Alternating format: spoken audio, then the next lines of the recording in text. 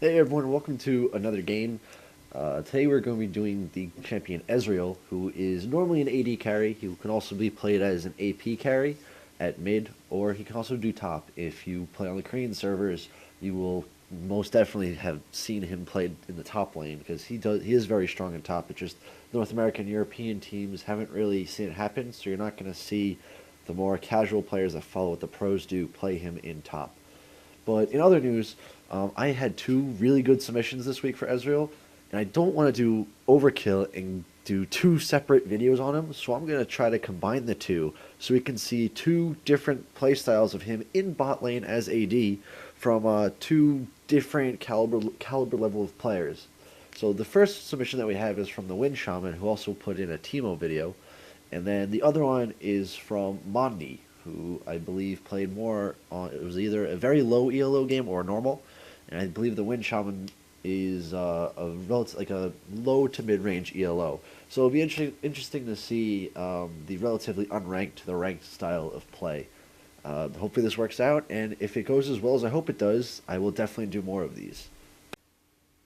So right off the bat, you're going to be seeing Wind Shaman on the bigger video playing as Ezreal, laning with a support Taric, and Taric's generally a safe bet for support because he gives you a nice armor buff, which allows you to trade a lot better against the enemy AD carry.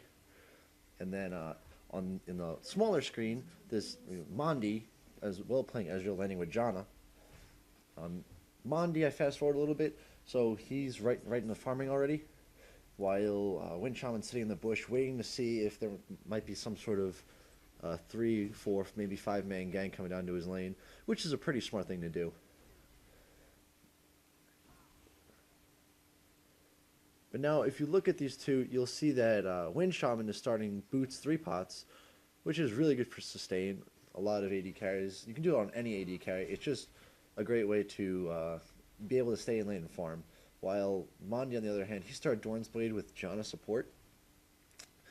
Now, it's going to be real tough for Mondi if he actually does take a lot of harass because he doesn't have any armor or magic resist runes, or masteries for that matter. So it seems like he could be a low-level summoner because he also has 13 bonus attack damage, meaning that he's got the 3 from masteries and then a Doran's Blade. So we'll see how that works out. I mean, it seems to work out pretty well because he's landing all of his skill shots and whatever harass he can and also getting last hit. So it seems like he knows what he's doing for now. In the meanwhile, Wind Shaman's busy giving up first blood, simply because it seemed like he just underestimated Katarina's early damage. Even though she started with a Doran shield, and Katarina's typically not a support, what people don't seem to realize is Katarina's passive, as long as your lane is aggressive enough and can get kills, her passive is 1 gold per 10 item. So if you get 1 assist a minute, you're just getting the same value out of a gold per 10 item, which is actually really nice. So now the big problem here is the Corki Katarina lane now has a huge lead. They have a huge lead because now they have a lot of farm, and now the Wind Shaman right now, he just missed a ton of CS simply because he didn't poke it down. He didn't poke down the remaining creep under the tower enough so that it would just take 1 hit after a tower whack, essentially. But he seems to return the favor in getting a kill on Katarina and forcing Corki out of lane. So it's going to balance back out now in terms of gold.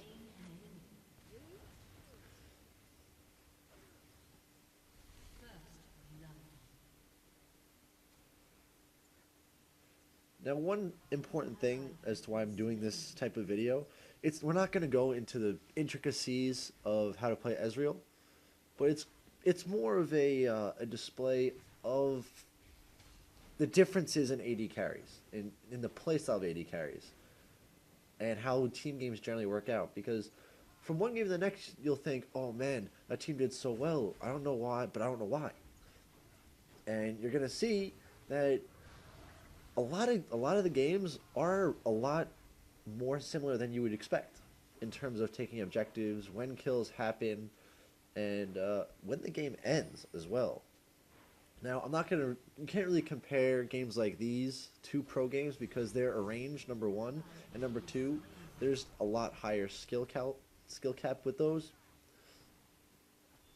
But I'd say that these two, even though I'd say the differences in skill are actually a little bit more dramatic than you would expect. The result is the same, which probably at the moment doesn't make sense, but it will make sense as these two games play out.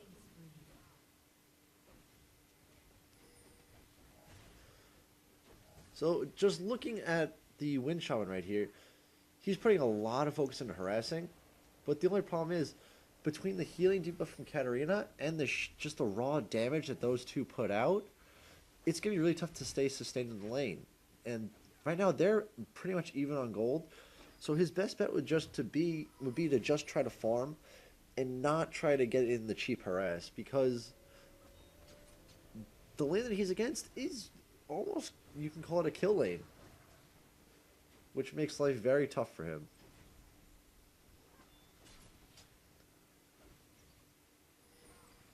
So there we go, giving up another kill simply because just the sheer damage output of Katarina and Corki is nothing compared to the aura sustain of a Taric.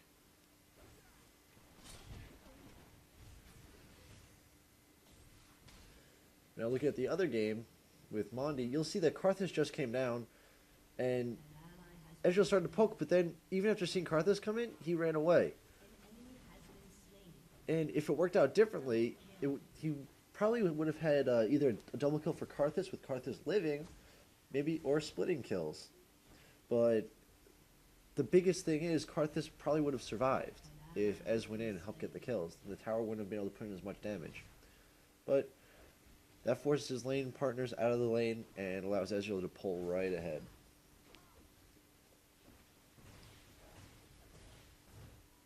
Now going back to the Wind Shaman game right here, you can see that he's getting in some decent farm, not getting as many last hits as you'd think that he should, but at the same time he's taking a lot of hits from skill shots. He's getting in the face of Katarina, which I don't know why he's got a vendetta against her, but it's generally not the brightest idea to try to focus one opponent in a kill lane, because the other one is also going to do basically the same amount of damage. And I'm jumping points again, but looking at the items, in terms of how AD carries are played today, the best build, it just in terms of the math that's also been done, no matter who you're playing, you pretty much just want to go Infinity Edge Phantom Dancer into a Last Whisper.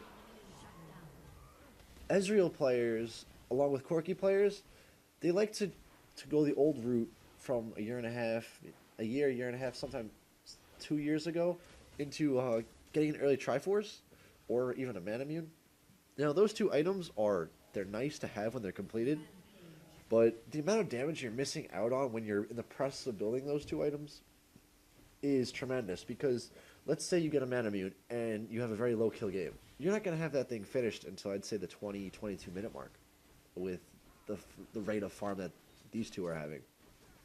With a Triforce, you might not have a Triforce done until the 27-28 minute mark. Now just think about that. The amount of damage you get from Triforce is relatively low unless you have other items to support it. Same with Manamune. Manamune alone as an item is very weak. It's a very, very weak item, even if it's fully stacked. You need other items to really support it and get full use out of the big mana pool that it gives you. So it would just straight up be better to just go to play Ezreal as an auto attacker instead of as an AD caster, more or less. Simply because the synergy of Infinity Edge, Phantom Dancer is so great, because once you get one, it makes the other one that much better by an exponential amount. Whereas if you rush a Triforce, what else are you going to have at that point? You don't have much killing power. So you're basically relying on your team to whittle them down as you do relatively heavy poke. But it's not really big sustained damage, it's just heavy poke.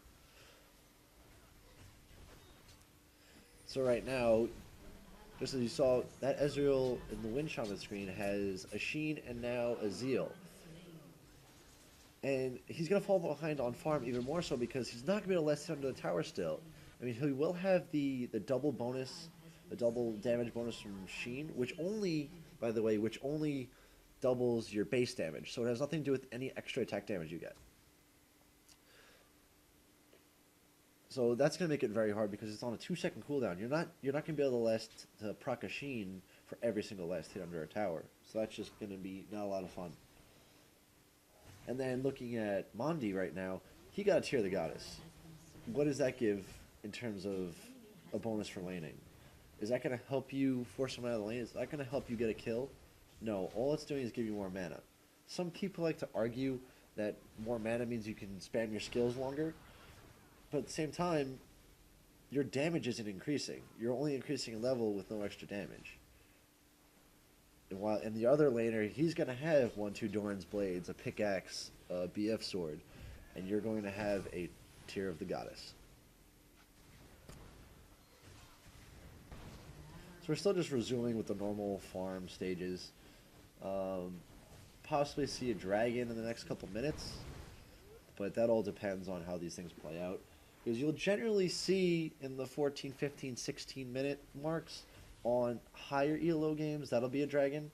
And then the lower ELO ranges where the farm is maybe half to 2/3 as much, you'll start seeing dragons 16, 17, 18, sometimes 19 or even 20 minutes, just because the team's not the damage or they're not fed enough from kills. But now in terms of making plays, the Ezreal and Wind Shaman, he's kind of got a vendetta against this Katarina. I don't know why, when his main focus should really be on farming. It could just be that people think that Katarina is a bad champion, which, to be honest, I completely disagree. As long as the other team doesn't have a ton of CC, Katarina can be abused in ranked play. So that netted in a free death, essentially, for the enemy Corki. And on the other hand, which I'm still getting to, the Ezreal kind of ran away from Janna dying, which was actually a smart play on his part. Because it was obvious that Janna was going to die, so there's no sense in giving up 2 kills when he can save himself. Now look at the Wind Shaman right here. There's a lot of skill shots he's not dodging. Now, I don't know if a lot of people know of the terminology running from a bear, but when you run from a bear, you pretty much want to run in diagonals. Now in the game, I'm not talking about like clicking back and forth really fast, so you're kind of wiggling up and down. You want to go like up 1 second, down 1 second, up 1 second, down 1 second, and that makes it a lot tougher for people to land skill shots on you. And you're probably thinking in your head, well, I mean, they can just see that I'm zigzagging, and that should be just as easy. It does mess with people because they're trying to time your actions right. They're kind of spamming their buttons to get you dead as fast as they possibly can, and stuff fails. I mean, there's nothing you can really do because they'll think that you'll be running one way, and all of a sudden you're going 1 second, you're going the other way the next. Just something you want to think about. So once again, stopping to just take free damage from Corki on the Wind Shaman screen, you're not going to be able to save Taric, and obviously when you're that low, they're not going to stop chasing you until they see you at your tower. So your best bet is to just get the hell out of there.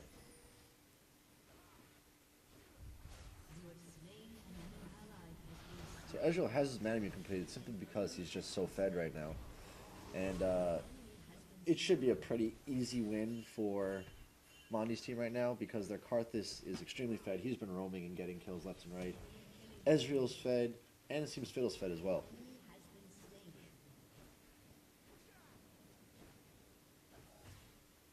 Now, I think the right play right here for Mondi would be to actually chase that Ashe and get the kill because the arrow's already down. But to each his own. He's already fed, no sense in getting their Ashe fed. Might as well get the free farm.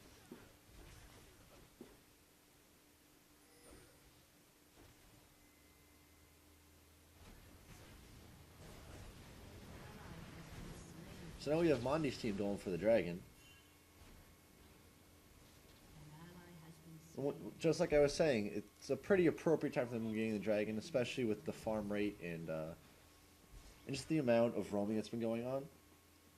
I mean, once again, at higher elo, you'll see it a couple minutes beforehand, but you're still in the general time frame, which is why you'll be hearing a lot of standard play calls in tournaments.